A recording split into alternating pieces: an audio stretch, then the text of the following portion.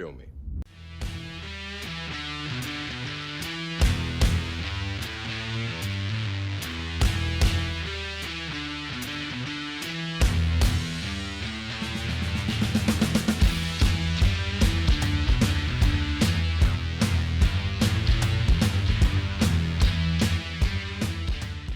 I'm the martial arts film freak, and I watched The Man from Hong Kong.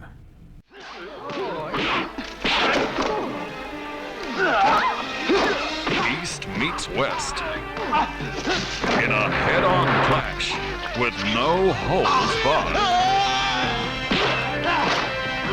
Golden Harvest, who made Bruce Lee a box office smash, have joined with Australia's action specialists to produce a death-defying spectacle that staggers the senses.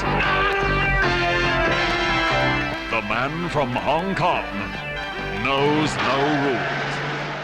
The Man from Hong Kong is a 1975 film directed by Brian Trenchard Smith and Jimmy Wang Yu, co-directed by those two people, starring Jimmy Wang Yu and George Lazenby, of course, the Australian James Bond, Hugh Keys-Byrne, Roger Ward, that name sounds very familiar, Rosalind Spears, Grant Page, Rebecca Gilling, that's a lot of...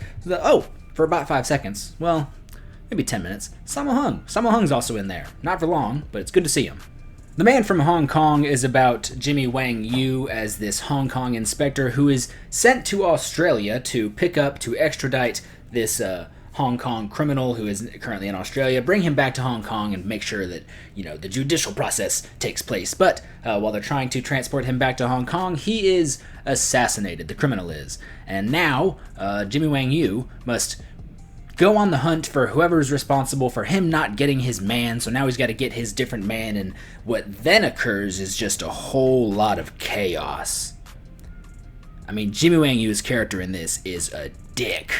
I mean, part of the plot of this movie is that, some of the Australian police are actively trying to get Jimmy Wang Yu to go home, to go back to Hong Kong, as they rightfully should. And we're supposed to root for him and be like, no, stay, get your man, but you need to go home. You need to leave. You are causing a really big mess. I mean, there's a chase scene as soon as the criminal is assassinated, and he chases after the sniper, and he's just a dick. There's a dude, carrying his groceries or something, and the criminal runs by him first and knocks him over, and he drops all of his shit. And then Jimmy Wang Yu runs by him and just pretty much shoves him back down. That's the one sign that I'm like, oh, you're a jerk. And then, the criminal runs under a ladder of a guy painting his shop.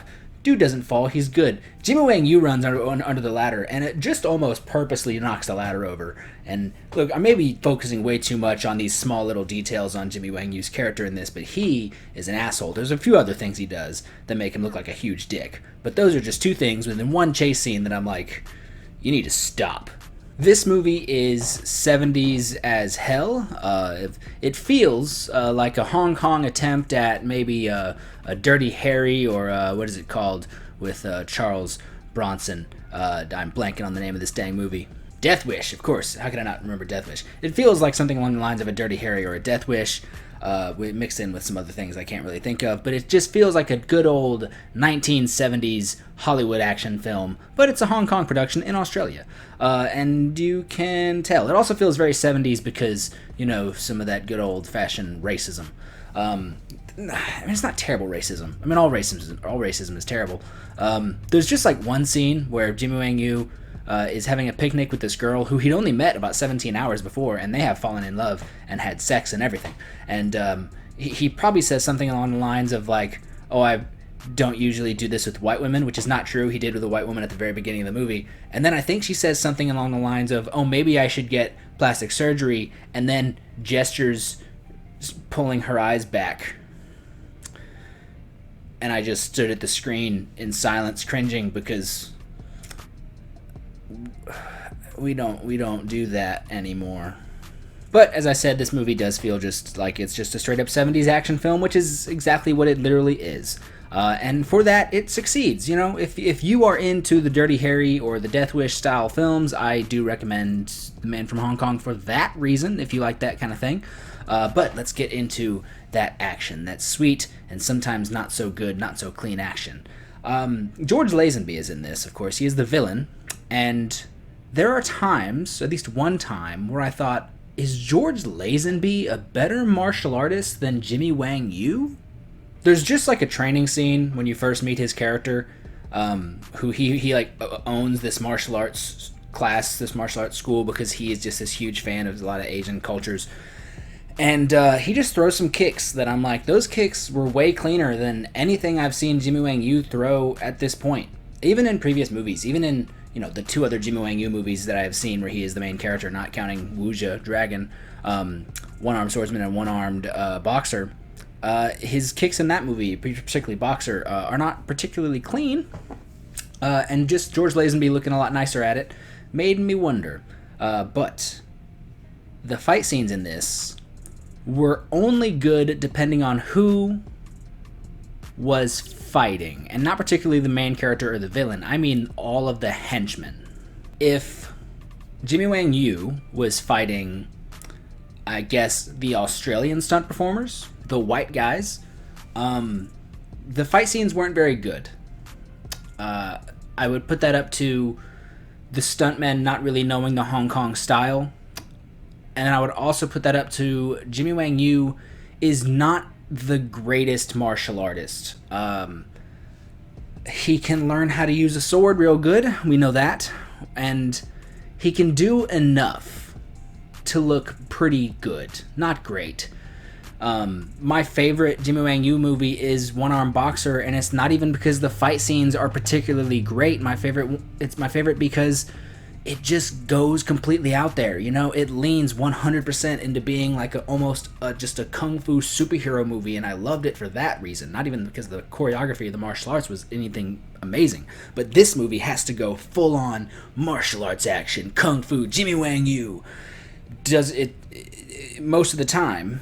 Jimmy Wang Yu does not look totally convincing, and I know there's going to be some Jimmy Wang Yu fans out there who are like, you have no idea what you're talking about. And look, I've only seen 3 Jimmy Wang Yu films where he's the lead, of course, as I said.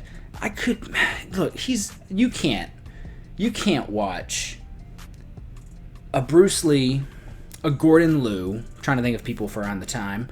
I know Alexander Fusheng wasn't like particularly a martial artist. He kind of learned it on the spot, but he was a lot better.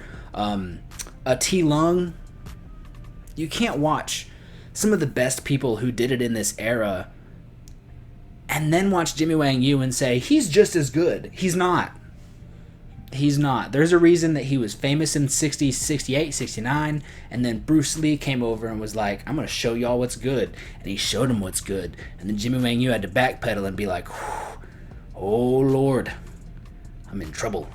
I could be blowing that way out of proportion, but it's just not as good to watch him do certain things. But I should get to what makes the fight scenes good. What makes the fight scenes good is when he is fighting Hong Kong stuntmen. And it is the next generation, the coming years, like even probably like 3 to 4 years later, this next crop of stuntmen were going to take over. They were going to be the stars. You, of course, have Sammo Hung, who was the criminal who got assassinated at the beginning. There's a fight scene where he just pretty much fights a bunch of black belts in a dojo, because I guess he had to do something Bruce Lee did, but thinks he did it better.